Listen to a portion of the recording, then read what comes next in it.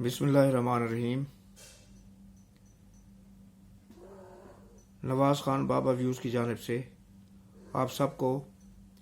मेरा सलाम, अस्सलाम वालेकुम। मुझे उम्मीद है कि आप सब लोग अपने अपने अहल व अयाल, अपनी फैमिलीज़, अपने दोस्त अहबाब और बाल बच्चों समेत जहाँ पर भी होंगे बखैर व आफियत होंगे और खुश व खुरम होंगे। हमारी दुआ है कि अल्लाह पाक आपकी इन खुशियों में इजाफ़ा फरमाए और ये खुशियाँ तादेर आपके साथ रहें, आमीन। वीडियो पर जाने से पहले मेरी आपसे एक गुजारिश है कि आप हमारा चैनल सब्सक्राइब करें, लाइक करें और शेयर करना ना भूलें ताकि आपको हमारी हर वीडियो वक्त पर मिलती रहे। शुक्रिया। आज की वीडियो मैं इस वक्त रात के तकरीबन 1 बजे है मैं रिकॉर्ड कर रहा हूँ। मसरूफियत की वजह से ये पहले मैं नहीं कर सका। और आज की वीडियो का मौजू बहुत ही सेंसिटिव, बहुत ही नाजुक और बहुत ही ख़तरनाक भी है। सबसे पहले तो मैं एक चीज़ वाज़ेह करता चलूँ कि आज मेरी कुछ दोस्तों के साथ बातचीत हुई जिसमें मुझे कुछ मशवरे दिए गए वीलॉग्स के बारे में, और मुझे ये मशवरा भी दिया गया कि मेरे वीलॉग जो हैं, मेरी वीडियोस जो हैं वो एक तरफ़ा होती हैं, तो मैं हर चीज़ का जायज़ा लेके इमरान खान के अलावा भी दूसरी तरफ भी कुछ ख्याल रखूँ और उनके बारे में भी कुछ ना कुछ बताया करूँ। मैंने उनसे वादा भी किया और अपने उस वादे पर अमल पैरा भी हूँ। असल में मेरा मकसद ना तो किसी को तकलीफ़ देना है और ना ही किसी के जज्बात को ठेस पहुँचाना है, बल्कि अगर मैं इमरान खान के बारे में सिर्फ वीडियो करता हूँ तो सिर्फ इसलिए करता हूँ कि एक मुहिब वतन पाकिस्तान की हैसियत से मैं उनके गलत फैसले, उनकी कमज़ोरियाँ और उनके वो अमल जिनकी वजह से मुल्क को, कौम को नुकसान पहुँचता है या पहुँचा है, वो उजागर करने की कोशिश करता हूँ और आप लोगों तक पहुँचाने की कोशिश करता हूँ, वरना उसमें मेरी किसी बदनीयती का कोई दखल नहीं है। असल में बात यह है कि इमरान खान के साथ बिलाशुबा वो एक बहुत बड़े लीडर थे, हैं कि तो मैं अभी बात नहीं करता। 9 महीने से पहले तो खैर बहुत बड़े लीडर थे, उसमें कोई शक नहीं था, कोई शक व शुबा किसी को है नहीं और ना ही कोई दो राय है। लेकिन उनके साथ जब कौम चल पड़ी, निकल पड़ी, तो वो एक निजात दहिंदा के तौर पर कौम के सामने आए और जो हालात थे मुल्क के, जिस चीज़ का नारा लगाकर वो सामने आए, वो हर आम आदमी की और ख़ास आदमी के दिल की आवाज़ थी। करप्शन, बदनवानी, चोरी, डकैती, इन चीज़ों के ख़िलाफ़ ज़ाहिर है कि कोई आदमी दूसरी राय नहीं दे सकता, हर आदमी ही उसके ख़िलाफ़ है। नाइंसाफ़ी के ख़िलाफ़, बदनवानी के ख़िलाफ़, अकरबा परवरी के ख़िलाफ़, मुल्क में चोरी डकैतियों के ख़िलाफ़। चोर डकैत से ये मुराद नहीं कि जंगली कुचों में चोरियाँ डकैतियाँ लगाते हैं। चोर डकैत से मुराद ये है कि जो बड़े बड़े लीडर, अवामी ओहदों पर बैठ कर मुल्क को, कौम के ख़जाने को नुकसान पहुँचाते हैं, उसके ख़िलाफ़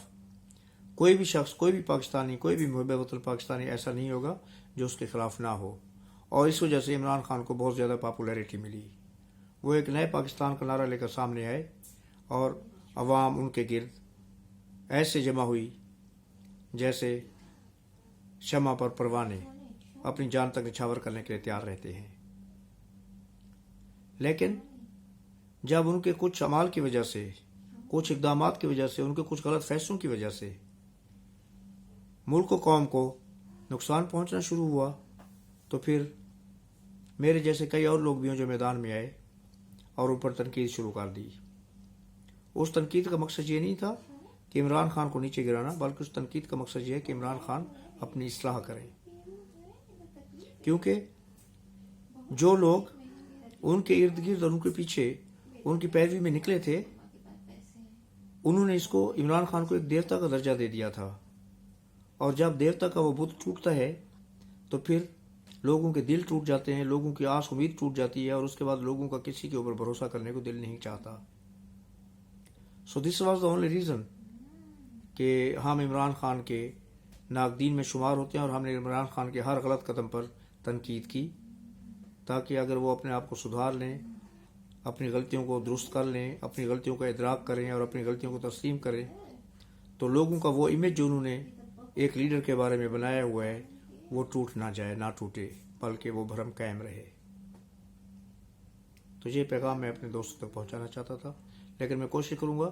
اور بلکہ میں نے اپنے انیشل ویلاگز میں یہ کام کیا بھی ہے کہ میں نے دونوں طرف کی جو تھیں غلطیاں، خامیاں، ان کو اجاگر کیا، اور جن کی کچھ خوبیاں تھیں ان کو بھی بیان کیا ہے۔ عمران خان کے بارے میں میں نے بہتر ویلاگز بھی کیے ہیں جس میں ان کی حمایت کا تاثر نکلتا تھا، کیونکہ میں پہلے بتا چکا ہوں کہ میرا کسی سیاسی پارٹی سے کوئی تعلق نہیں ہے۔ میری کوشش یہ ہوتی ہے کہ میں غیر جانبدارانہ تجزیہ کروں۔ Thank you very much. تو اب آتا ہوں میں اپنے ویلاگ کے موضوع کی طرف۔ آج کا موضوع بہت ہی خطرناک ہے اور بہت ہی دل دہلا دینے والا اور دکھا دینے والا بھی ہے، اور وہ موضوع ہے ختیجہ شاہ۔ ختیجہ شاہ جو کہ گرفتار ہو چکی ہیں، جنرل آصف نواز مرحوم کی نواسی ہے، اور ان کے بارے میں کافی شواہد بقول حکومت کے حکمرانوں کے اکٹھے کیے گئے ہیں کہ وہ اس جو 9 مئی کا واقعات ہیں اس میں انہوں نے ایک بہت ہی ایکٹیو کردار ادا کیا، اور وہ اس میں مکمل طور پر ملوث ہیں۔ آرمی کی انسٹالیشن پر حملے کے لیے، کور کمانڈر کے گھر پر حملے پر وہ اس میں مکمل طور پر ملوث ہیں۔ لیکن آج کی جو خبریں آ رہی ہیں وہ چونکا دینے والی بھی ہیں اور بہت خطرناک بھی ہیں۔ سب سے پہلے تو کل رات کو، آدھی رات کو 12:30 بجے کے قریب وزیر داخلہ جناب رانا ثناء اللہ صاحب نے ایک پریس کانفرنس کی، اور وہ ایک الارمنگ پریس کانفرنس تھی کہ رات کو 12:30 بجے اچانک سوتے ہوئے سے اٹھ کر پریس کانفرنس کرنا، تو اس کا مطلب یہ کہ کوئی بہت ہی سیریس معاملہ ہے۔ اس پریس کانفرنس میں انہوں نے جو الزامات عمران خان پر لگائے، اس میں یہ الزام سب سے زیادہ، ایک تو یہ تھا کہ ان کے کسی لیڈر کو پی ٹی اے کی طرف سے قتل کروا دیا جائے گا اور الزام حکومت پر آئے گا، اور دوسرا یہ ہے کہ پی ٹی اے کی خواتین کا ریپ کیا جائے گا اور اس کا الزام بھی حکومت پر ڈال دیا جائے گا کہ ان کا جیل میں ریپ کیا گیا ہے۔ یہ بہت ہی خطرناک الزامات تھے۔ اس کے جواب میں عمران خان صاحب نے قوم سے خطاب کیا، اور انہوں نے ان الزامات کو یکسر بے بنیاد اس بنا پر قرار دیا کہ پی ٹی اے کی تو ایسی کوئی نیت نہیں ہے، لیکن حکومت کی طرف سے ہمیں بھی ایسی اطلاعات ہیں کہ یہ حرکت کی جائے گی، اور اس پریس کانفرنس کا مقصد صرف یہ تھا کہ جب ایسا کام حکومت کی طرف سے ہو تو اس کا الزام ڈائریکٹ پی ٹی اے پر لگایا جا سکے، اور یہ پیش بندی کے طور پر ایک پریس کانفرنس جو ہے رانا صاحب نے کی ہے، تاکہ اگر یہ واقعہ جب ہو تو اس سے پہلے لوگوں کے علم میں ہو کہ حکومت نے تو پہلے بتا دیا تھا کہ ایسا ہوگا۔ اللہ بہتر جانتا ہے کہ اب کون سچ بول رہا ہے اور کون جھوٹ بول رہا ہے، لیکن رات کو 12:30 بجے پریس کانفرنس کرنے کا مطلب تو کچھ ہے۔ عمران خان کی یہ بات درست ثابت ہو سکتی ہے کہ شاید پیش بندی کے طور پر یہ کام کیا گیا ہو، تاکہ بعد میں اگر ایسی کوئی حرکت ہوتی ہے تو اس کا ملبہ حکومت کے سر پر نہ گرایا جائے۔ اور دوسری طرف رانا صاحب کی بھی بات ہے کہ ہو سکتا ہے کہ پی ٹی اے اپنے دفاع میں پیشگی اس طرح کی باتیں کر رہی ہو، لیکن اس کے ساتھ ہی میں نے منصور خان صاحب کا ایک ویلاگ آج سنا جس میں انہوں نے بھی اسی طرف اشارہ کیا کہ یہ قتل والی، گولیاں چلنے والی بات اور یہ ریپ والی بات جو ہے، یہ عمران خان صاحب اپنے ایک انٹرویو میں بہت پہلے ان سے کر چکے ہیں۔ تو اس کا مطلب یہ ہے کہ یہ پلاننگ اگر حکومت کی طرف سے کی گئی تو بہت پہلے کی گئی تھی، اور اگر یہ پلاننگ حکومت کی طرف سے نہیں ہے تو عمران خان صاحب اس کے بارے میں بہت پہلے پلان بنا چکے تھے۔ اب مجھے ایک چیز کی سمجھ نہیں آتی کہ اگر عمران صاحب کے ہمدرد، اتنے زیادہ ہمدرد حکومتی حلقوں میں موجود ہے کہ جو ان کو اس طرح کی سینسٹیو انفارمیشن واقع ہونے سے کئی مہینے پہلے دے سکتے ہیں، تو پھر تو عمران صاحب کے پاس اور بھی بہت ساری انفارمیشن ہوگی، بہت ساری اطلاعات ہوں گی، تو وہ ان کو عوام کے سامنے کیوں نہیں رکھتے اور اپنا دفاع کرنے کے لیے عدالتوں میں کیوں نہیں باتیں کرتے؟ یہ چیز میری سمجھ سے بالاتر ہے۔ اور یہ آف دا ریکارڈ بات کیوں کی گئی؟ کیونکہ بقول منصور علی خان صاحب یہ بات آف دا ریکارڈ تھی اس سے انہوں نے بھی آج تک یہ بات نہیں کی، لیکن کیونکہ اب وہ پریس کانفرنس میں رانا صاحب کی طرف سے بھی بات کی جا چکی ہے اور عمران صاحب نے بھی اپنی قوم سے خطاب میں یہ بات کی ہے، تو اس لیے اب ان کے اوپر کوئی اخلاقی بینڈنگ نہیں ہے کہ وہ اس چیز کو چھپا کے رکھے، تو وہ بھی اس چیز کو منظر عام پر لے کے آئے۔ ایسی خطرناک چیزیں اگر ہم آف دا ریکارڈ کریں اور ان کو چھپا کر رکھیں تو پھر کیا ہم اس واقعے کے ہونے کا وقوع پذیر ایسے واقعات کے وقوع پذیر ہونے کا انتظار کر رہے ہیں؟ خدا نہ خواستہ کسی کی عزت لوٹ جائے، ہم اس سے پہلے خاموش بیٹھے رہیں، اور جب اس کی عزت لوٹ جائے یا اس کے اوپر کوئی ایسا برا سانحہ گزر جائے تو پھر اس کے بعد ہم اس کو اپنے مقاصد کے لیے استعمال کر سکے۔ میں اس چیز کی بھی مذمت کروں گا۔ تیسری چیز یہ ہے کہ ختیجہ شاہ صاحبہ کے بارے میں یہ خبر ہے کہ ان کو ہاسپٹل میں داخل کر دیا گیا ہے اور ان کو کسی سے ملنے کی اجازت نہیں ہے اور ان کی طبیعت سخت خراب ہے، تو اس چیز کو لے کر سوشل میڈیا پر ایک طوفان بپا ہے اور پی ٹی اے کے ہمدرد اس چیز کو اسی قصے سے جوڑ رہے ہیں جس کے بارے میں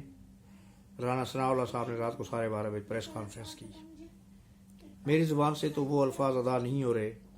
ختیجہ شاہ کے بارے میں، کیونکہ وہ بہرحال ہماری قوم کی ایک بیٹی ہے، ہماری قوم کی بچی ہے، ہماری قوم کی بہن ہے۔ ہم کسی کے بارے میں بھی ایسا سوچ بھی نہیں سکتے کہ کسی کے ساتھ اس طرح کا خدا نخواستہ سانحہ گزرے۔ اگر اس طرح کی کوئی حرکت ہوئی ہے تو اس کی مذمت کرنے والوں میں سب سے آگے میں ہوں گا۔